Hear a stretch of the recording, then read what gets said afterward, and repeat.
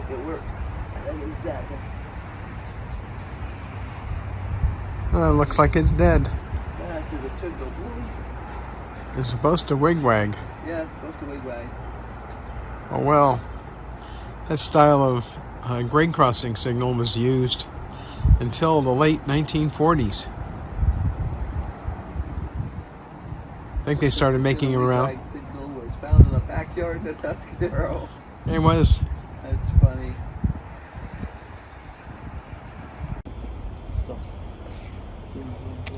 Yeah, when I was a kid, there was a rail line that ran behind our house. Well, back behind the house and behind the 5 acres behind our house. And the rail workers were still using these. We used to call them putt-putt cars when I was a kid to go along the railroads. It's funny because there was a switch almost in the middle of town, and if you went in there and dug around in the trash pit, you'd find Edison battery bottles. They were little teeny bottles about the size of creamer bottles that originally held sulfuric acid.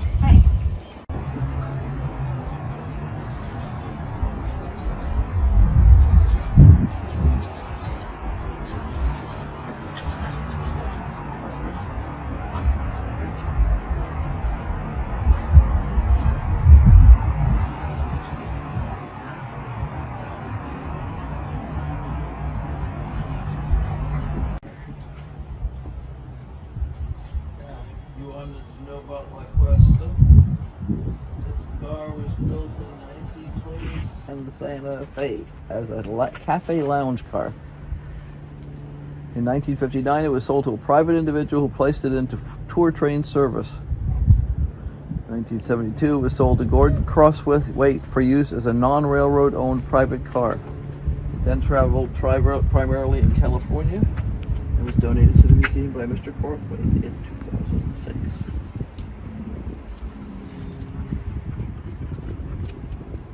Cool. Did you say 1929? 1926. 1926. Almost 100 years old. Yeah. What I call leaf springs.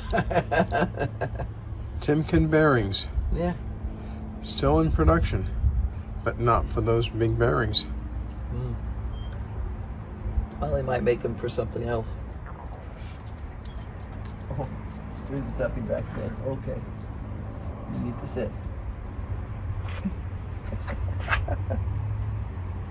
And like, Matthew's gonna hold the baby. He's like, I'm so excited.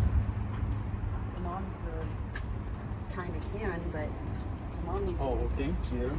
Hi. Oh, hello. The mom needs to be present. Come here, Callie. Come on. Because I want to be friends with everybody.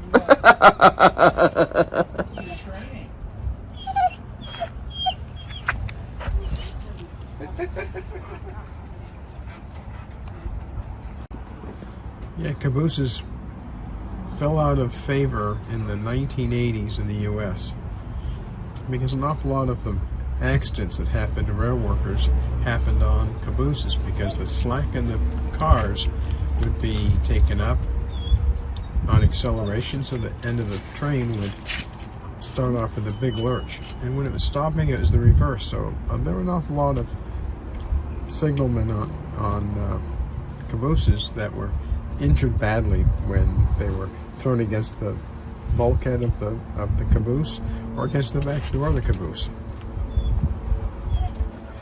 Yeah, most of my mother's male relatives were railroad men, and many of them received a golden pass when they retired because they worked for the railroad for so long.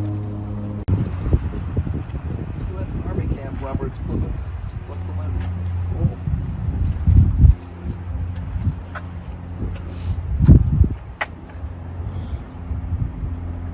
Switched cars of munitions and supplies during World War II. Cool. Yeah, it's a yard locomotive, moved for moving bits of trains around.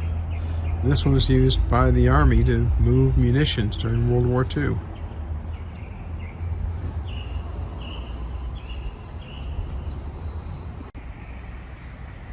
We stopped here years ago, and the only thing you could really see with it was the outside rolling stock, because the museum is only open on Saturday mornings for a limited time. So I'm not sure what's actually in the museum itself. The museum is made out of the old railroad station here in San Luis Obispo. Nice old building. And if you look in between these two cars, that's actually active Amtrak line. The Amtrak station is about a quarter mile further up the tracks.